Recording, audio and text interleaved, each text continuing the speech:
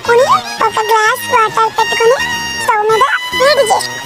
వేడి చేసిన నీళ్ళని పిండిలో వేసి దగ్గరికి అయ్యేలాగా కలుపుకోవాలి. కలుపుకున్న తర్వాత తానుకొల్లుగా సన్నగా తిన్న తర్వాత స్టవ్ అంటించి ఒక గిన్నె పెట్టుకుని సరిపడా వాటర్ వేసుకుని ముందుగా ప్రిపేర్ చేసుకున్న తానుకులు తీసుకుని వాటర్ మరిగేటప్పుడు వేసుకున్న తర్వాత 15 మినిట్స్ అయింది, ఉడికిందో లేదో చూసుకోవాలి.